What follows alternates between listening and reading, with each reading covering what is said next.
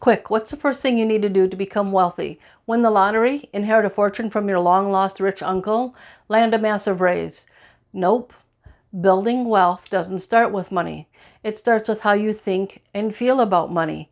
If your entire financial mindset is rooted in survival, just paying bills, dodging collection calls, or spending whatever's left just to feel better for a moment, then no amount of money will ever feel like enough, because true financial freedom doesn't come from how much you make. It comes from how you think, plan, and show up.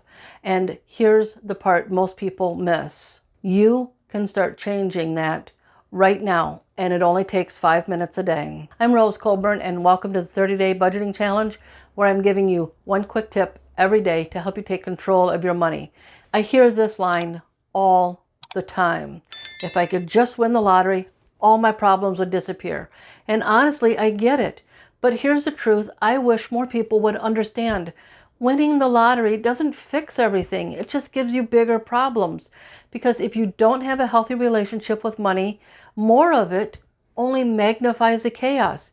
Yes, if you're not earning enough to cover basic needs, then income absolutely matters. But for most people, the real issue isn't income. The issue is mindset, how they think about money, how they relate to it, and the subconscious beliefs that keep them stuck in survival mode, even when they're no longer struggling in the same way they used to. So ask yourself this: do you actually have an income problem, or is your brain still running a survival script that you outgrew years ago? If you ever caught yourself thinking, I'm just bad with money, budgeting never works for me, I'll never get ahead, that's your brain running on autopilot. There's a part of your brain called the reticular activating system, or RAS for short. It filters information that comes to you, and it decides what's worth paying attention to based on what you consistently think about. If you're always focused on how broke you feel, your reticular activating system will go out and find proof that you're broke. It'll focus on things like, you missed that bill, there's this unexpected expense that popped up, you failed your budget here, that one time you splurged and you regretted it. Remember all that stuff? Your brain will start looking for and reinforcing everything that confirms your negative beliefs. Let me show you. It starts with a thought, like, I'm bad with money. And that creates an emotion. I feel guilty for buying that new whatever it is that you splurged on. And that emotion, it acts like cement because it hardens that emotion into a belief. And then the RAS part of your brain kicks in and starts to look for proof of that belief. It's looking for only the moments that confirm you're failing, like you forgot that bill, you didn't make as much this week as last week, you bought that thing you shouldn't have, or you didn't stick to your budget last month. And that reinforces the cycle over and over again. That's how you stay stuck. But here's the magic. You can flip the loop, and it only takes 5 minutes a day. And in case you're wondering, you don't need hours of journaling or sitting in the dark trying to meditate. You just need 5 minutes to redirect your thoughts, reset your emotions, and reprogram your focus. Here's how you do it. The first thing you're going to do is you're going to choose one intentional thought. Remember, I said that thoughts are the place where every belief begins. Well, here's the thing. Not all thoughts are created equal. Some thoughts are incoming. They come into your brain from outside sources, like the news, social media, other people's opinions, old family narratives, ads telling that you're not doing enough. And some thoughts, they're outgoing. These are the ones that you choose to think about. They reflect what you believe and what you want to create and where you're headed. If your focus is always on these incoming thoughts, then you're going to stay stuck in someone else's story. But when you start choosing those outgoing thoughts and decide what you want to think, then you become the author of your own beliefs. So choose one. Maybe it's, I'm good at managing my money. My budget is working for the way I want to live my life. Money supports my life, not controls it. Just come up with one thought that you want to believe about money, your budget, how you manage your money, your finances. Say it out loud, write it down, anchor it into your thoughts. So the next thing that you're going to do is you're going to charge up that new thought that you want to turn into a belief with emotion. And this is the cement, it's the glue that makes it stick. Emotion is what helps it stick. For example, maybe you want to visualize the emotion you would feel if you were hitting your first savings goal. Maybe you want to see yourself being excited when you're checking your bank balance because of how much money is in it. Even the tiniest feelings like calm, pride, joy can activate your nervous system to turn that emotion into a belief. So remember, emotions are what make the new thoughts real. Now the next step is to train your reticular activating system so that it sees proof of this new belief. So what you're going to do is you're going to convince yourself by using something tangible that is true. This isn't lying to yourself or making crap up. It's looking for clues that this new thought is true, that it has roots. Even the tiniest thing counts. I checked my bank account instead of avoiding it.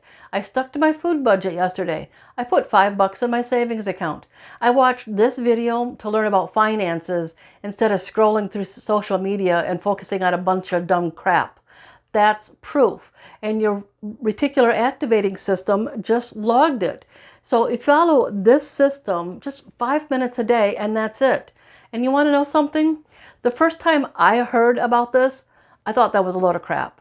I wasn't convinced, and maybe you're not either. I dismissed the idea and I just kept going with my life. But I came across something similar in a book that I was reading, and I just couldn't stop thinking about it, and I was wondering if there might actually be something to it. So I tried it. I used to say things like, I'm broke. I can't afford this. I don't have any money. That was just how I talked. But one day I flipped it. I don't have any money was an incoming thought that I'd heard over and over again when I was a child. And so I turned that around. Instead of saying, I don't have enough money, I don't have any money, I have enough money to buy the things I want. That's what I started saying instead. And I didn't just say it, I added emotion to it by visualizing the happiness that I felt when I bought something I wanted, or the relief when I paid a bill on time. And yes, bills are buying stuff you want. I want a cell phone. Cell phones come with bills. Therefore, I'm buying something I want when I pay my cell phone bill. So I turned that thought, I attached an emotion to it, and eventually something shifted. I started noticing the moments when I paid my phone bill on time and my reticular activating system logged it. I noticed the moments when my bank balance was higher than I thought it should be, when I bought myself a chocolate shake and an order of French fries and it made me happy. And each time I'd pause and I'd say to myself, see, Rose, you do have the money to buy the things that you want. I'd tell myself that over and over. And I even took it a step further. I wrote those moments in a notebook because let's be real, those old thoughts, they try to sneak back in. Every now and then my brain would try to play a rerun on me. And I would say, I'm broke. I can't afford that. And I would stop. And I'd flip through that notebook and I would see proof of all the things that I'd chosen to spend money on. And I'd tell myself again, I have the money. I'd focus on the outgoing thought. I have the money to buy the stuff I want to buy. Did my bank balance grow overnight? Absolutely not. But how I felt about money completely changed. And eventually that shift in how I felt, it did lead to more income simply because my brain, the reticular activating system, stopped looking at all the things I was saying and started looking for opportunities instead of excuses. You see, that's how this works. Your thoughts, you attach emotion to them, they become a belief. They turn that belief, heads to your reticular activating system. You find proof that it works. And now you no longer always say you're broke. That's how reprogramming works.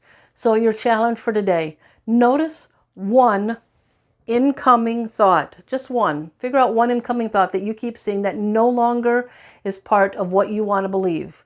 Turn that around into a new empowering thought about money. Pair it with a feeling, emotion, calm, happiness, hope, relief, whatever you want. Look for one piece of proof so that you can start believing it, and then write it down. Say it out loud. This isn't mindset fluff.